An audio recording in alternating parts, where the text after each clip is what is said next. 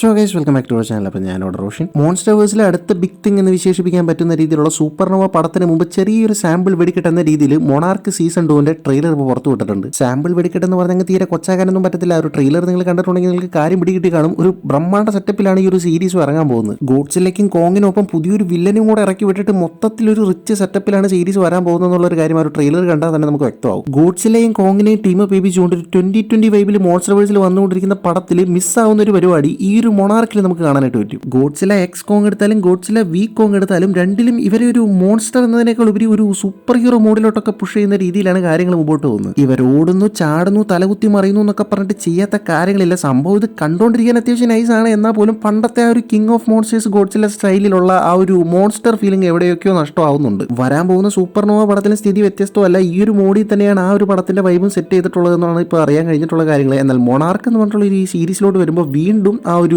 മോൺസ്റ്റേഴ്സിനെ ആ ഒരു monster feel തന്നെ കാണാൻ പറ്റുന്ന ഒരു പരിപാടിയാണ് കാണുന്നത്. ഓക്കെ, നമ്മൾ പറഞ്ഞു കുറച്ചധികം കാട് കയറി പോയെന്ന് തോന്നുന്നു. അപ്പോൾ നമുക്ക് നേരെ മാറ്ററിലോട്ട് വരാം. സംസാരിക്കാനുള്ളത് നമുക്ക് മോൺസ്റ്റർവേഴ്സിൽ പുതിയ ഇൻസ്റ്റാൾമെന്റ് ആയിട്ടുള്ള ഈ ഒരു സീരീസിനെ പറ്റി തന്നെയാണ്. അപ്പോൾ without waiting much let's talk about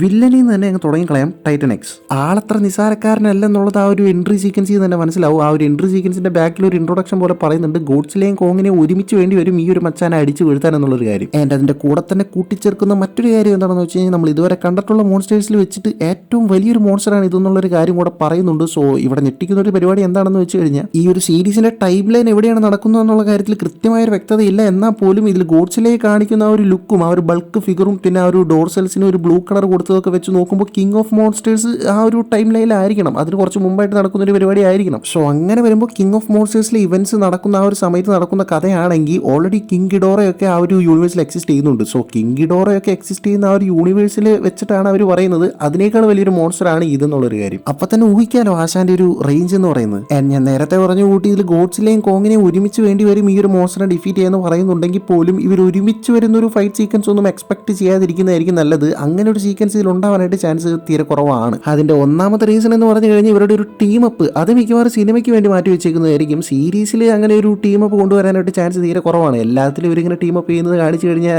അതിനൊരു കിക്കില്ലല്ലോ. മാത്രമല്ല ഗോഡ്സില്ല വേഴ്സസ് കോങ്ങിലാണ് ഇവർ ആദ്യമായിട്ട് പരസ്പരം മീറ്റ് ചെയ്യുന്നതും പുറത്തു പറയത്തക്ക രീതിയിൽ ഒരു അടി ഉണ്ടാവുന്നു. സോ അതിന് മുമ്പേ ഇവർ മീറ്റ് ചെയ്തിട്ടുണ്ടെങ്കിൽ ഈ ഒരു യൂണിവേഴ്സിൽ അത് മെൻഷൻ ചെയ്യേണ്ടതാണല്ലോ. അപ്പൊ പറഞ്ഞു വന്നത് ഇവർ ഒരുമിച്ചിട്ടുള്ള ഒരു ഫൈറ്റ് സീക്വൻസ് ഒന്നും എന്തായാലും ഈ സീരീസിൽ ഉണ്ടാവാൻ ചാൻസ് ഇല്ല. എന്നാൽ പോലും ഈ ഒരു മോൺസ്റ്ററിനെ ഇവർ വേറെ സെപ്പറേറ്റ് ആയിട്ട് ഫൈറ്റ് ചെയ്യുന്ന ഒരു സീക്വൻസ് എന്തായാലും ഇതിലുണ്ടാവും. ഓക്കെ, ഈ ഒരു മോൺസ്റ്ററിനെ ഒരു ഗ്ലിംസ് പോലെ അങ്ങിങ്ങൊക്കെ ആയിട്ട് കാണിക്കുന്നുള്ളൂ എന്നുള്ളതല്ലാതെ മൊത്തത്തിലൊരു ഫുൾ ഫിഗർ ആയിട്ട് കാണണമെങ്കിൽ നമ്മൾ സീരീസ് ഇറങ്ങുന്നവരെ കാത്തിരിക്കേണ്ടി വരും. സോ കണ്ടിടത്തോളം ഒരു ലുക്ക് വെച്ച് അനലൈസ് ചെയ്ത് നോക്കുമ്പോൾ നാക്കിക്ക എന്ന് പറഞ്ഞിട്ട് ഗോഡ്സില ഡൊമിനിയൻ എന്ന് പറഞ്ഞിട്ടുള്ള ഒരു കോമിക് സീരീസിൽ ഒരു മോൺസ്റ്റർ വരുന്നുണ്ട്. സോ ആ ഒരു മോൺസ്റ്ററിനെ വേറൊരു രീതിയിൽ ഇവിടെ പ്രസന്റ് ചെയ്യുന്നതാണോ എന്നുള്ളൊരു സംശയം ഇല്ലാതില്ല. ഈ നാക്കിക്ക എന്ന് പറഞ്ഞിട്ടുള്ള ഒരു മോൺസ്റ്റർ എടുത്തു കഴിഞ്ഞാൽ ആ ഒരു മോൺസ്റ്റർ മെയിൻ ആയിട്ട് കടലിനെ ബേസ് ആക്കിയിട്ടുള്ള ഒരു മോൺസ്റ്ററാണ്. കടലിന്റെ ഒരു കിങ് എന്നൊക്കെ വിശേഷിപ്പിക്കാൻ പറ്റുന്ന രീതിയിലുള്ള ഒരു പരിപാടിയാണ് ഈ ഒരു മോൺസ്റ്ററിന്റെ മെയിൻ. എന്തിനധികം പറയുന്നു സെയിലേഴ്സ് ഈ ഒരു മോൺസ്റ്ററിനെ ദൈവമായി കണ്ട് ആരാധിക്കുന്ന രീതിയിലുള്ള കഥകൾ വരെ ആ ഒരു കോമിക്സിൽ കാണാനായിട്ട് പറ്റും. സോ ആ ഒരു മോൺസ്റ്ററിനെ അതുപോലെ തന്നെ പ്രസന്റ് ചെയ്യുകയോ അല്ലെങ്കിൽ അതിന്റെ കുറച്ച് ആട്രിബ്യൂട്ട്സ് ഒക്കെ എടുത്ത് വേറൊരു മോൺസ്റ്ററിനെ ഇറക്കുന്ന രീതിയിലോ ആയിരിക്കാം. പാറപ്പുറത്ത് കുറച്ച് ആദിമ മനുഷ്യർ വരച്ച ചിത്രങ്ങളും കാണിക്കുന്നുണ്ട്. ഈ ഒരു മോൺസ്റ്ററിനെതിരെ മനുഷ്യന്മാർ ഫൈറ്റ് ചെയ്യുന്ന രീതിയിലാണ് ആ ഒരു ചിത്രങ്ങൾ കണ്ടിട്ട് തോന്നുന്നത്.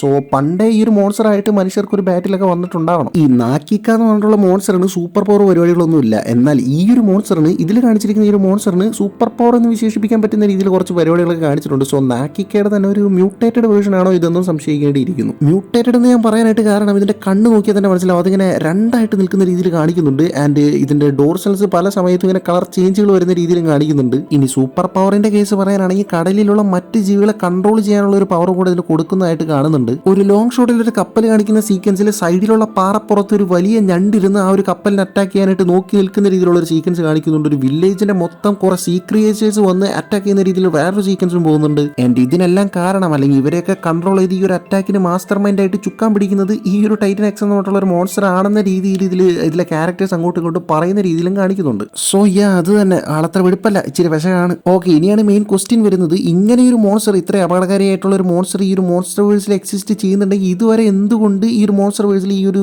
മോൺസ്റ്ററിനെ പറ്റി അഡ്രസ് ചെയ്യപ്പെട്ടിട്ടില്ല എന്നുള്ളൊരു കാര്യം. അതിന്റെ ഒരു റീസൺ ആയിട്ട് എനിക്ക് തോന്നുന്നത് എന്താണെന്ന് വെച്ച് കഴിഞ്ഞാൽ ഓൾറെഡി ആ ഒരു ആദിമ മനുഷ്യരുടെ പെയിന്റിങ്സിന്റെ സീക്വൻസ് കാണിച്ചിട്ടുണ്ടായിരുന്നല്ലോ. മനുഷ്യർ മനുഷ്യരായിട്ട് ഇതിനൊരു ബാറ്റിൽ ഇതിന് മുമ്പേ വന്നിട്ടുണ്ടെന്നുള്ള ഒരു കാര്യം. സോ ആ ഒരു ബാറ്റിലിന്റെ അവസാനം എങ്ങനെയൊക്കെയോ ഈ ഒരു മോൺസ്റ്റർ ആ ഒരു ഓൾട്ടർനേറ്റ് യൂണിവേഴ്സിലോട്ട് എത്തിപ്പെട്ടിട്ടുണ്ടാവണം. ഈ ഒരു ഓൾട്ടർനേറ്റ് യൂണിവേഴ്സിൽ അല്ലെങ്കിൽ ഈ ഒരു ഓൾട്ടർനേറ്റ് ഡൈമെൻഷനിലാണല്ലോ ഓൾറെഡി നമ്മുടെ സീസൺ 1 ലീഷോ പെട്ടുപോയിട്ടുള്ളത്. സോ പുള്ളീനെ രക്ഷിക്കാൻ വേണ്ടിയിട്ട് ഒരു പോർട്ടൽ ഓപ്പൺ ചെയ്യുന്ന സമയത്ത് അതിനകത്തോടുകൂടി ഈ ഒരു മോൺസ്റ്ററും കൂടെ വീണ്ടും ഭൂമിയിലോട്ട് വന്നതായിരിക്കണം. ഓൾറെഡി നമ്മൾ സീസൺ 1 കണ്ടൊരു കാര്യമാണ്, ഈ ഒരു പോർട്ടൽ ഓപ്പൺ ചെയ്യണമെങ്കിൽ ചുമ്മാ മനുഷ്യന്മാർ ചെന്ന് വാതിൽ മുട്ടിക്കഴിഞ്ഞാൽ തുറക്കുന്നൊരു പരിപാടിയല്ല.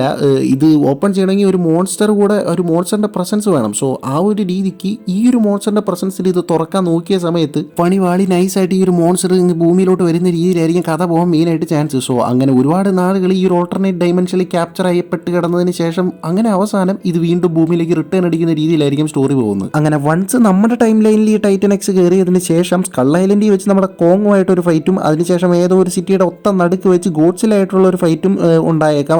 ടീസറിലും അത് തന്നെയാണ് പലതരത്തായിട്ട് ടീസ് ചെയ്യുന്നത്. സ്കൾ ഐലൻഡിൽ കോങ്ങുമായിട്ടുള്ള ആ ഒരു ഫൈറ്റ് സീക്വൻസ് ഇതിൽ കാണിക്കുന്നുണ്ട്. ആ ഒരു ടൈറ്റനെ നമ്മുടെ കോങ് ഫോളോ ചെയ്യുന്ന രീതിയിലാണ് ആദ്യം ആ സീക്വൻസ് പോകുന്നത്. അതിനുശേഷം എന്താ പറയുക, ഹാൻഡ് ടു ഹാൻഡ് കോമ്പാറ്റിൽ മച്ചൻ കീറി അടിക്കുന്നുണ്ട് ആ ഒരു ടൈറ്റനുമായിട്ട്. ആൻഡ് ആ ഒരു ഫൈറ്റിന്റെ അവസാനമാണെന്ന് തോന്നുന്നു ആ ഒരു വെള്ളത്തിന് നടുക്ക് നിന്നുകൊണ്ട് കോങ് ഭയങ്കര ഫ്രസ്ട്രേറ്റഡ് ആയിട്ട് റോർ ചെയ്യുന്ന രീതിയിലുള്ള ഒരു സീക്വൻസ് കാണുന്നുണ്ട്. വൺസ് ചിലപ്പോൾ ആ ഒരു ടൈറ്റനെ മിസ് ചെയ്തതിന് ശേഷം ആയിരിക്കാം അതിന്റെ ഒരു ഫ്രസ്ട്രേഷൻ ആയിരിക്കും അവിടെ കിടന്ന് തീർക്കുന്നത്. ടീസറിലും മെയിൻ ആയിട്ട് കോങ്ങിനെ ഫോക്കസ് ചെയ്യുന്ന രീതിയിലാണ് എനിക്ക് തോന്നിയിട്ടുള്ളത്. മിക്കവാറും കോങ് തന്നെയായിരിക്കും ഈ ഒരു സീരീസിലും സ്കോർ ചെയ്യാൻ പോകുന്നത്. ക്യാരക്ടർ ഡെവലപ്മെന്റ് എടുത്ത് നോക്കുകയാണെങ്കിൽ ഇതിനോടൊക്കെ മോൺസ്റ്റർവേഴ്സിലെ ഏറ്റവും കൂടുതൽ ആ ഒരു പരിപാടി വർക്കൗട്ട് ആയിട്ടുള്ളത് കോങ്ങിന്റെ കേസിലാണ്. അപ്പുറത്ത് ഗോഡ്സിലേക്കാണെങ്കിൽ കാര്യമായിട്ട് അങ്ങനെ ക്യാരക്ടർ ഡെവലപ്മെന്റ് പരിപാടി ഒന്നും വന്നിട്ടില്ല. സൂപ്പർനോവ പടത്തിൽ കൂടുതലും ഒരു ഗോഡ്സില്ല സെൻട്രിക് സ്റ്റോറിയാണ് വരാൻ പോകുന്നത് എന്നുള്ള രീതിക്കുള്ള റൂമേഴ്സും പരിപാടികളാണ് വരുന്നത്. സോ അതിന് തൊട്ട് മുമ്പ് ഇറങ്ങുന്ന ഈ ഒരു സീരീസിൽ അതുകൊണ്ട് തന്നെ കുറച്ച് കോങ്ങിനെ ഫോക്കസ് ചെയ്യാന്നുള്ള ഒരു ഐഡിയയിലായിരിക്കാം അവർ കൊണ്ടുപോകുന്നത്. വേറൊരു സീക്വൻസിൽ കെയ്റ്റിന്റെ മുമ്പിൽ ഈ ഒരു വലിയ ടൈറ്റൻ എക്സ് നിൽക്കുന്ന രീതിയിൽ കാണിക്കുന്നുണ്ട്. ആ സമയത്ത് അതിന്റെ ഡോർസൽ ഫിൻസ് ഒരു ബ്ലൂ കളറിൽ ഗ്ലോ ആവുന്ന രീതിയിലും കാണിക്കുന്നുണ്ട്. ഗോഡ്സിലെ പോലെ തന്നെ ഇതിന്റെ ആ ഒരു ഡോർസൽ ഫിൻസ് പലതരം കളറുകളിൽ ഇങ്ങനെ മിന്നുന്നതായിട്ട് കാണിക്കുന്നുണ്ട്. ഇതിനു മുമ്പ് വേറൊരു സീക്വൻസിൽ അതൊരു റെഡ് കളർ രീതിയിലും പോകുന്നുണ്ട്. ആൻഡ് ഈ ഒരു സീക്വൻസിലാണെങ്കിൽ അത് ബ്ലൂ കളറിലാണ്. ഇപ്പോൾ കടലിലെ തന്നെ ചില ജീവികൾ നോർമൽ ഫോം, അറ്റാക്ക് ഫോം എന്നൊക്കെ പറഞ്ഞിട്ട് അവരുടേതായ ഒരു കളറുകളിൽ അങ്ങോട്ടും ഇങ്ങോട്ടും മാറുന്ന രീതിയിലുള്ള ചില ജീവികളൊക്കെ ഉണ്ട്. ഏതെങ്കിലും ഒരു ജീവിയിൽ നിന്ന് രക്ഷപ്പെടാൻ ശ്രമിക്കുമ്പോൾ ഒരു കളർ, അല്ലെങ്കിൽ ഏതെങ്കിലും ഒരു ജീവനെ ആക്രമിക്കുന്ന സമയത്ത് വേറൊരു കളർ, അല്ലെങ്കിൽ അതിന്റെ റെസ്റ്റിംഗ് പൊസിഷനിൽ അതിൻ്റെതായ വേറൊരു കളർ എന്ന് പറഞ്ഞിട്ട് അതിന് അതിൻ്റെതായ കുറച്ച് കളറുകളും പരിപാടികളൊക്കെ ഉണ്ടായിരിക്കും. അത് കൂട്ടൊരു മെക്കാനിസം തന്നെയായിരിക്കും ഈ ഒരു ടൈറ്റൻ എക്സിന്റെ കേസിലും വർക്കൗട്ട് ആവുന്നത്. കാരണം ഇവിടെയും മെയിനായിട്ട് വരുന്നത് കടലാണല്ലോ. കടലിന്റെ ഒരു ആൽഫ എന്ന രീതിക്കാണ് ഈ ഒരു ടൈറ്റൻ എക്സിനെ ഇൻട്രൊഡ്യൂസ് ചെയ്യുന്നത്. സോ അത് കൂട്ടൊരു മെക്കാനിസം തന്നെയായിരിക്കും ഇവിടെ വർക്കൗട്ട് ആവുന്നത്. ചോദ്യം എന്താണെന്ന് വെച്ച് കഴിഞ്ഞാൽ ഗോഡ്സിലയുടെ കൈ കൊണ്ടാണോ അല്ലെങ്കിൽ കോങ്ങിന്റെ കൈ കൊണ്ടാണോ ഈ ഐറ്റം പടമാവുന്നത് എന്നുള്ളതാണ്. അത് കണ്ടു തന്നെ അറിയേണ്ടി വരും. മൊണാർക്കിന്റെ സീസൺ 1 കണ്ടന്റ് വൈസ് ആണെങ്കിലും അല്ലെങ്കിൽ ഇതിന്റെ വിഷ്വൽ വൈസ് ആണെങ്കിലും കുറച്ചുകൂടെ റിച്ച് ആയിട്ടാണ് ഈ ഒരു സീരീസ് പോകാൻ പോകുന്നതെന്ന് തോന്നുന്നു. സീസൺ 1 നമ്മൾ നോക്കിക്കഴിഞ്ഞാൽ അതിൽ മോൺസ്റ്റേഴ്സിന്റെ എൻകൗണ്ടേഴ്സ് എന്ന് പറയുന്നത് ഭയങ്കര കുറവാണ്. പക്ഷെ നമുക്ക് ആ ഒരു ഫീല് കിട്ടും. അതായത് മോൺസ്റ്റേഴ്സ് ഒക്കെ ഉള്ള ഒരു യൂണിവേഴ്സിലാണ് ഈ കഥ നടക്കുന്നത് എന്നുള്ളൊരു ഫീല് ആ ഒരു സീരീസിൽ ഉടനീളം ആ ഒരു ട്രാവലിൽ നമുക്ക് കിട്ടും. പക്ഷേ ഇവിടെ നല്ല രീതിക്ക് ആ ഒരു മോൺസ്റ്റേഴ്സിനെ കളത്തിലിറക്കി അവരുടെ തമ്മിലുള്ള ഒരു ഫൈറ്റ് സീക്വൻസും പരിപാടികളൊക്കെ നല്ല രീതിക്ക് എക്സ്പ്ലോർ ചെയ്യാനുള്ള ഒരു സാധ്യതയാണ് ഈ ഒരു ട്രെയിലർ കണ്ടിട്ട് തോന്നുന്നത്. പക്ഷേ ഞാൻ പറഞ്ഞല്ലോ, ഇപ്പോൾ ഇറങ്ങുന്ന ആ ഒരു സോ കോൾഡ് മോൺസ്റ്റേഴ്സ് പടങ്ങളേക്കാൾ ഇവിടെ കുറച്ചുകൂടി മോൺസ്റ്റേഴ്സിന് ആ ഒരു മോൺസ്റ്റർ ഫീൽ വരുന്നുണ്ട്. ഇപ്പോൾ ഗോഡ്സിലെ എടുത്താൽ തന്നെ ആ ഒരു ബൾക്ക് ഫിഗറിൽ വീണ്ടും വരുന്നുണ്ട്. കിങ് ഓഫ് മോൺസ്റ്റേഴ്സ് ടൈമിലെല്ലാം ആ ഒരു ഗോഡ്സിലെയാണ് ഇവിടെ ഇറക്കി വിടുന്നത്. സോ ആ ഒരു സമയത്ത് ഗോഡ്സില എന്ന് പറഞ്ഞാൽ കൃത്യമായിട്ടുള്ള ആ ഒരു മോൺസ്റ്റർ ഫീൽ കൊടുക്കുന്ന ഒരു ഗോഡ്സിലെയാണ്. അതിനെയാണ് ഇവിടെ കാണാൻ സാധിക്കുന്നത്. ഇപ്പോഴത്തെ ഗോഡ്സിലയെ പറ്റി ഞാൻ പറയണ്ടല്ലോ, പിങ്ക് കളറിൽ 6 പാക്ക് ഒക്കെ വെച്ച് അത് വേറെ ലീഗ്, ഞാൻ അതിനെക്കുറിച്ച് സംസാരിക്കുന്നില്ല. അത് മോശമാണെന്ന് പറയുന്നതല്ല, കഥയുടെ മുന്നോട്ട് പോക്കിൽ എവല്യൂഷൻ സംഭവിച്ച് ഗോഡ്സില ഇങ്ങനെയൊക്കെ ആവാത്ത വേറെ തരവില്ല. ബട്ട് പണ്ടത്തെ ആ ഒരു OG ഗോഡ്സിലയുടെ ആ ഒരു ടെറർ വൈബ് ഉണ്ടല്ലോ, അത് എവിടെയൊക്കെയോ മിസ്സാവുന്ന പോലെ എനിക്ക് തോന്നുന്നുണ്ട്. സോ ഈ ഒരു സീരീസിലൂടെ മെയിനായിട്ട് ഞാൻ കാത്തിരിക്കുന്നത് ആ ഒരു